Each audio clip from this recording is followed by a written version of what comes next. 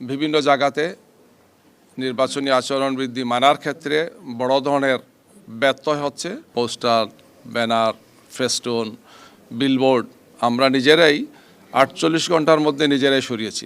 আমাদের আজকের main concern ছিল আচরণ বিধি।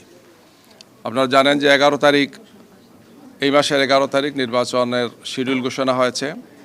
ঘোষণার পরপরই আমরা আমাদের পক্ষ থেকে আমাদের আমিরে জামাত ডাক্তার শফিকুর রহমান সাহেবের নির্দেশনায় এবং আচরণ বিধি মোতাবেক আমরা নিজেরাই নির্বাচনী যে সমস্ত প্রচার প্রকাশনা সামগ্রীগুলো ছিল, অর্থাৎ পোস্টার, ব্যানার, ফেস্টুন, বিলবোর্ড আমরা নিজেরাই 48 ঘন্টার মধ্যে নিজেরাই সরিয়েছি। বাস্তবে আরও কম সময় আমরা সরিয়েছি, তারপরও সব মিলে পুরো দেশে আমরা নিজেরা এটা সরিয়েছি। এবং আমাদের এটাই ছিল প্রত্যাশা যে যেহেতু আগামী ত্রয়োদশ জাতীয় সংসদ নির্বাচন একটি খুবই গুরুত্বপূর্ণ নির্বাচন, জাতির প্রত্যাশা, এই নির্বাচন যাতে ফ্রি, ফেয়ার এবং ক্রেডিবল হয়, এখানে আমাদের পক্ষ থেকে যাতে কোনো ধরনের ত্রুটি না থাকে।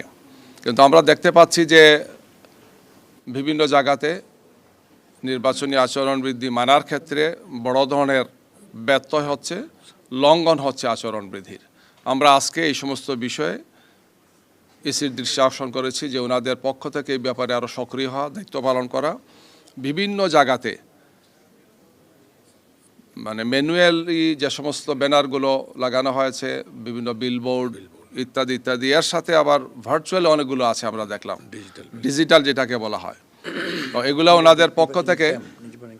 ওনাদের পক্ষ থেকে যাতে অপসারণ হয় এবং একটি লেভেল প্লেইং ফিল্ড নিশ্চিত করার জন্য এই সমস্ত বিষয় আমরা ওনাদের দৃষ্টি আকর্ষণ করেছি। নির্বাচনী ক্যাম্পও কোনো কোনো জায়গায় আমরা বলেছি হয়েছে, তো ওনারা এগুলো নোট নিয়েছেন এবং এই ব্যাপারে প্রয়োজনীয় পদক্ষেপ ওনারা গ্রহণ করবেন তারা বলেছেন গিয়ে।